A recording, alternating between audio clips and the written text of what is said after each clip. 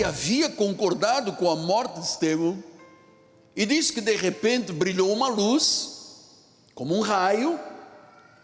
Ele caiu do cavalo, e ele ouviu uma voz dizendo: Saulo, Saulo, por que me persegues?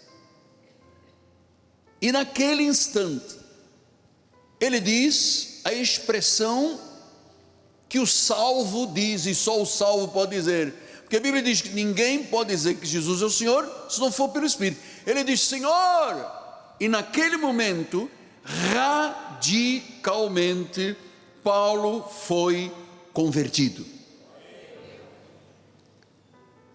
Ele se tornou então um homem diferente.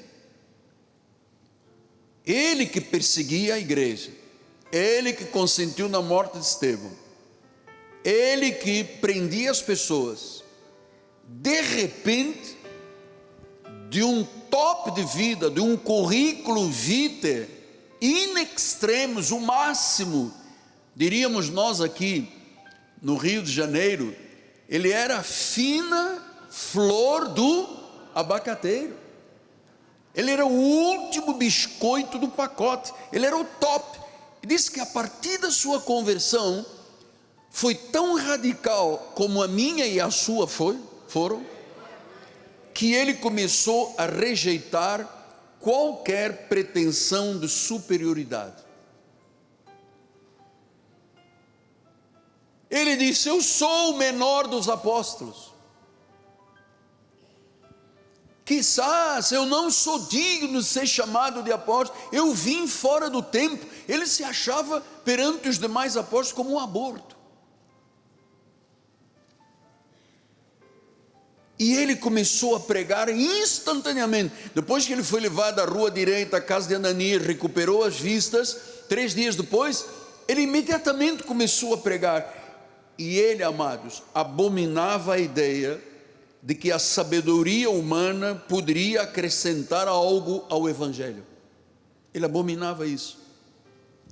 Diz em 1 Coríntios 2, 1-5: eu, irmãos, quando fui ter convosco, anunciando-vos o testemunho de Deus, eu não o fiz com ostentação de linguagem ou de sabedoria,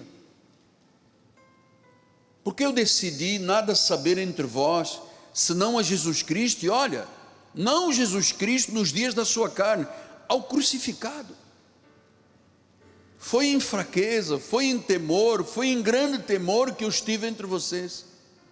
A minha palavra e a minha pregação não consistiram em linguagem persuasiva de sabedoria, mas em demonstração do Espírito Santo e poder, para que a vossa fé não se apoiasse em sabedoria humana, e sim no poder de Deus. Então Paulo abominava, rejeitava a ideia de que qualquer coisa humana poderia fazer parte do Evangelho. Ele disse: não, eu não fui assim ter convosco. Eu não quero que a vossa fé seja apoiada em Paulo, em questões humanas, em sabedoria humana. Eu quero que a vossa fé seja estabelecida no poder de Deus. Você sabe que, como eu sou um imitador de Paulo, e você também,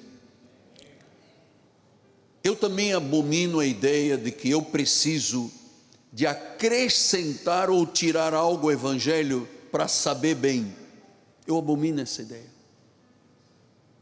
Deus é um Deus de perfeição.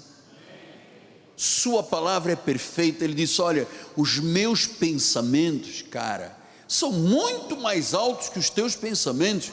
Os meus caminhos são muito mais altos que os teus caminhos.